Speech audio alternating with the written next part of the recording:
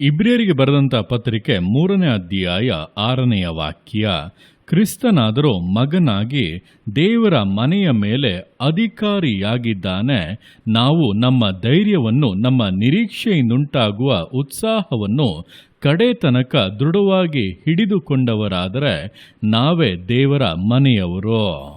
ಈ ವಾಕ್ಯದಲ್ಲಿ ದೇವರ ಮನೆಯ ವಿಷಯವಾಗಿ ತಿಳಿಸಿ ನುಡಿದಂಥ ಸಂಗತಿಗಳನ್ನು ವಿವರಿಸಲಾಗಿದೆ. ನೋಡುವಂಥ ಸಮಯದಲ್ಲಿ ದೇವರ ಮನೆ ಅಥವಾ ಪರಲೋಕ ರಾಜ್ಯದ ಕುರಿತಾಗಿ ಇಲ್ಲಿ ತಿಳಿಸಲ್ಪಡುತ್ತಾ, ಕ್ರಿಸ್ತನಾದರೂ ದೇವರ ಮಗನಾಗಿ ದೇವರ ಮನೆಯ ಮೇಲೆ ಅಧಿಕಾರಿಯಾಗಿದ್ದಾನೆ. ನಾವು ನಮ್ಮ ಧೈರ್ಯವನ್ನು, ನಮ್ಮ ನಿರೀಕ್ಷೆಯಿಂದುಂಟಾಗುವಂಥ ಉತ್ಸಾಹವನ್ನು ಕಡೆ ತನಕ ದೃಢವಾಗಿ ಹಿಡಿದುಕೊಂಡವರಾದರೆ ನಾವೇ ದೇವರ ಮನೆಯವರು ಎಂಬುದಾಗಿ ಹೇಳಲ್ಪಡುತ್ತಾ ಇದೆ. ಅಂದರೆ ಕ್ರಿಸ್ತನು ದೇವರ ಮಗನಾಗಿ ಈ ಭೂಲೋಕಕ್ಕೆ ಬಂದು ದೇವರ ಉದ್ದೇಶಗಳನ್ನು ನೆರವೇರಿಸಿ ಕೊನೆಯವರೆಗೂ ಕೂಡ ನಂಬಿಗಸ್ತನಾಗಿದ್ದು ಪುನರುತ್ಥಾನನಾಗಿ ಪರಲೋಕ ರಾಜ್ಯದಲ್ಲಿ ದೇವರ ಬಲಭಾಗದಲ್ಲಿ ಆಸನಾರೂಢನಾಗಿದ್ದಾನೆ. ಆತನಿಗೆ ಪರಲೋಕದಲ್ಲಿಯೂ ಭೂಲೋಕದಲ್ಲಿಯೂ ಸಕಲ ಅಧಿಕಾರಗಳು ಕೂಡ ಕೊಡಲ್ಪಟ್ಟಿವೆ.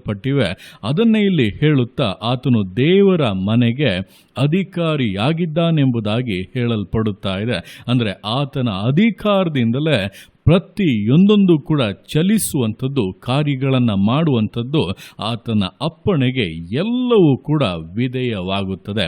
ಆ ರೀತಿಯಾಗಿರುವಂಥ ದೇವರ ಮನೆಯಲ್ಲಿ ನಮ್ಮ ಪಾಲನ್ನು ಹೇಗೆ ಹೊಂದುವುದು ಅಂದರೆ ಈ ವಾಕ್ಯದಲ್ಲಿ ಹೇಳಲ್ಪಟ್ಟಿದೆ, ನಾವು ನಮ್ಮ ಧೈರ್ಯವನ್ನು, ನಮ್ಮ ನಿರೀಕ್ಷೆಯಿಂದುಂಟಾಗುವ ಉತ್ಸಾಹವನ್ನು ಕಡೆ ತನಕ ದೃಢವಾಗಿ ಹಿಡಿದುಕೊಳ್ಳಬೇಕು ಎಂಬುದಾಗಿ.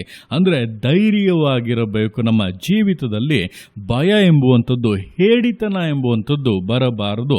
ಪ್ರಕಟಣೆ ಪುಸ್ತಕ 21ನೇ ಅಧ್ಯಾಯದಲ್ಲಿ ಹೇಳಲ್ಪಟ್ಟಿದೆ, ಹೇಡಿಗಳು ಪರಲೋಕ ರಾಜ್ಯವನ್ನು ಸೇರುವುದಕ್ಕಾಗುವುದಿಲ್ಲ ಎಂಬುದಾಗಿ. ಹಾಗೆ ದೇವರು ನಮಗೆ ಕೊಟ್ಟಿರುವಂಥ ಆತ್ಮವು ಹೇಡಿತನದ ಆತ್ಮವಲ್ಲ. ಹಾಗಾಗಿ ಹೇಡಿತನ, ಭಯ ಎಂಬುವಂಥದ್ದು ಕ್ರೈಸ್ತರಿಗೆ ಇರಬಾರದು. ನಾವು ದೇವರಿಗಾಗಿ ನಿಂತಿದ್ದೇವೆ, ದೇವರ ವಿಷಯಕ್ಕಾಗಿ ನಿಂತಿದ್ದೇವೆ, ಯಾವ ತಪ್ಪನ್ನು ಮಾಡುತ್ತಾ ಇಲ್ಲ, ಯಾರಿಗೆ ಯಾವ ಕೇಡನ್ನು ಬಯಸುತ್ತಾ ಇಲ್ಲ ಅಂದ ಮೇಲೆ ನಮ್ಮಲ್ಲಿ ಧೈರ್ಯ ಇರಬೇಕು. ಆ ಒಂದು ವೈರಾಗ್ಯದಿಂದ ಕಾರ್ಯವನ್ನು ಮಾಡಬೇಕು. ಹಾಗೆ ಮಾಡುವಾಗ ಹೇಗೆ ಅದನ್ನು ಮಾಡುತ್ತೇವೆ ಅಂದರೆ ನಿರೀಕ್ಷೆಯಿಂದುಂಟಾಗುವಂಥ ಉತ್ಸಾಹದಿಂದ. ಅಂದರೆ ಪರಲೋಕ ರಾಜ್ಯದಲ್ಲಿ ನಮಗೋಸ್ಕರ ದೇವರು ಬಹುಮಾನವನ್ನು ಇಟ್ಟಿದ್ದಾರೆ, ನಮಗೋಸ್ಕರ ಸ್ಥಳವನ್ನು ನೇಮಿಸಿಟ್ಟಿದ್ದಾರೆ. ಆತನೊಂದಿಗೆ ನಾವು ಯುಗಾಂತರಗಳಲ್ಲಿಯೂ ಬಾಳಲಿದ್ದೇವೆ. ಅದೇ ನಮ್ಮ ಶಾಶ್ವತ ಬೀಡಾರ ಎಂಬಂಥ ಒಂದು ಉತ್ಸಾಹದಿಂದ ಅಲ್ಲಿಗೆ ನಾವು ಹೋಗುತ್ತೇವೆ ಎಂಬಂಥ ಒಂದು ದೃಢತೆಯಿಂದ ನಾವು ಕಾರ್ಯಗಳನ್ನು ಮಾಡುವುದಾದರೆ, ಆ ಒಂದು ವೈರಾಗ್ಯದಿಂದ ಎಲ್ಲ ಕಾರ್ಯಗಳನ್ನು ನೆರವೇರಿಸುವುದಾದರೆ ಖಂಡಿತವಾಗಿ ನಾವು ದೇವರ ಮನೆಯವರು ಎಂಬುದಾಗಿ ಕರೆಸಿಕೊಳ್ಳುತ್ತೇವೆ. ಆತನ ಮನೆಯಲ್ಲಿ ನಾವು ಕೂಡ ಸದಸ್ಯರು. ಆತನ ಸಕಲ ಕಾರ್ಯಗಳಿಗೆ ನಾವು ಕೂಡ ಬಾಧ್ಯಸ್ಥರಾಗಿದ್ದೇವೆ. ಇಂತಹ ಭಾಗ್ಯಕ್ಕಾಗಿಯೇ ದೇವರು ನಮ್ಮನ್ನು ಕರೆದಿರುವಂಥದ್ದು. ಈ ಲೋಕದಲ್ಲಿಯೇ ಕೆಲವೊಂದು ಮನೆಗೆ ಸೇರಿದಂಥವರು, ಕೆಲವೊಂದು ಕುಟುಂಬಕ್ಕೆ ಸೇರಿದಂಥವರು ತಮ್ಮನ್ನು ಅಷ್ಟರ ಮಟ್ಟಿಗೆ ಹೆಚ್ಚಿಸಿಕೊಂಡು ಮಾತನಾಡುತ್ತಾರೆ. ಹಾಗಿರುವಾಗ ನಾವು ಭೂಮಿ ಆಕಾಶಗಳನ್ನು ಉಂಟು ಮಾಡಿದಂಥ ಸರ್ವಶಕ್ತನಾದಂಥ ದೇವರ ಮನೆಯವರು ಅನ್ನುವಾಗ ನಮಗದು ಎಷ್ಟು ದೊಡ್ಡ ಉತ್ಸಾಹ, ಎಷ್ಟು ದೊಡ್ಡ ಧೈರ್ಯವನ್ನು ಕೊಡುತ್ತದೆ.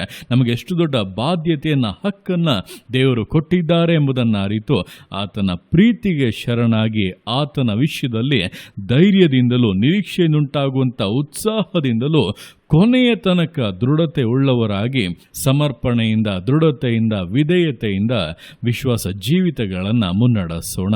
ದೇವರ ಕರಗಳಲ್ಲಿ ಸಮರ್ಪಿಸಿ ಪ್ರಾರ್ಥಿಸೋಣ. ಯೇಸುವೆ ಸ್ತೋತ್ರ ರಾಜ, ಕೊಟ್ಟಂಥ ಈ ದಿವಸಕ್ಕೋಸ್ಕರ ಸ್ತೋತ್ರ ಕರ್ತನೆ.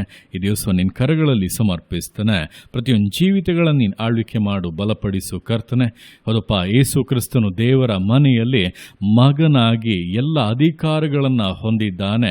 ನಾವು ಕೂಡ ಕರ್ತನೆ ಧೈರ್ಯವನ್ನು, ನಮ್ಮ ನಿರೀಕ್ಷೆಯಿಂದುಂಟಾಗುವಂಥ ಉತ್ಸಾಹವನ್ನು ಕಡೆ ತನಕ ದೃಢವಾಗಿ ಹಿಡಿದುಕೊಂಡವರಾದರೆ ನಾವೇ ದೇವರ ಮನೆಯವರೆಂಬುದಾಗಿ ನಿನ್ನ ವಾಕ್ಯದಲ್ಲಿ ಹೇಳಲ್ಪಟ್ಟಂತೆ ನಾವು ಬಾಧ್ಯಸ್ಥರಾಗಿದ್ದೇವೆ. ನಿಮ್ಮ ಮನೆಯಲ್ಲಿ ಕರ್ತನೆ ನಾವು ಕೂಡ ಒಂದು ಪಾಲನ್ನು ಹೊಂದಿದ್ದೇವೆ, ಅದಕ್ಕಾಗಿ ಸ್ತೋತ್ರ. ಅದರಲ್ಲಿ ಅಪ್ಪ ಎಂದಿಗೂ ಕೂಡ ಹಿಂಜಾರದಂತೆ ಅದರಲ್ಲಿ ದೃಢವಾಗಿ ನೆಲೆಗೊಂಡು ಜೀವಿತವನ್ನು ಮುನ್ನಡೆಸುವುದಕ್ಕೆ, ಧೈರ್ಯವಾಗಿ ಅಪ್ಪ ಕಾರ್ಯಗಳನ್ನು ಮಾಡುವುದಕ್ಕೆ, ಯಾವುದೇ ಹಿಂಜಾರುವಿಕೆಗಳಿಗೂ ಅಂಜುವಿಕೆಗೂ ಹೇಡಿತನಕ್ಕೂ ಅವಕಾಶವನ್ನು ಕೊಡದೆ ಅಪ್ಪ ಜಯದೊಟ್ಟಿಗೆ ಜೀವಿತವನ್ನು ನಡೆಸೋಕ್ಕೆ ಪ್ರತಿಯೊಬ್ಬರಿಗೂ ಸಹಾಯ ಮಾಡು. ನಿನ್ನ ಆತ್ಮನ ಬಲ ಒಬ್ಬೊಬ್ಬರನ್ನು ಆಳ್ವಿಕೆ ಮಾಡಲಿ, ಪರಿಶುದ್ಧಪಡಿಸು, ವರಗಳಿಂದ ತುಂಬಿಸು, ವೈರಾಗ್ಯದಿಂದ ಕರ್ತನಿಗಾಗಿ ಕಾರ್ಯಗಳನ್ನು ಮಾಡುವಂತೆ ಬಲಪಡಿಸಿ ನಡೆಸು. ನಿನ್ನ ಅರ್ಥಿಗೆ ಮಾಡುವಂಥ ನಿನ್ನ ಪ್ರೀತಿಗೋಸ್ಕರ, ಕೃಪೆಗೋಸ್ಕರ ಅಪ್ಪ ನಿಮಗೆ ಸ್ತೋತ್ರಗಳು. ಪ್ರತಿಯೊಂದು ಜೀವಿತಗಳನ್ನು ಅಪ್ಪ ನಿಮ್ಮ ಕರಗಳಲ್ಲಿ ಸಮರ್ಪಿಸ್ತಾ ಅದನ್ನು ಆಶೀರ್ವದಿಸು, ಮಾನಿಸು, ಘನಪಡಿಸು. ಎಲ್ಲ ನಿಮ್ಮ ಕರಗಳಲ್ಲಿ ಸಮರ್ಪಿಸಿ ಎಲ್ಲ ಸ್ತುತಿಗನ ಮಾನವನಿಲ್ಲೊಬ್ಬನಿಗೆ ಸಲ್ಲಿಸಿ ಯೇಸುವಿನ ನಾಮದಲ್ಲಿ ಬೇಡುತ್ತೆ ನಮ್ಮ ತಂದೆಯೇ. ಆಮೇನ್, ಆಮೇನ್.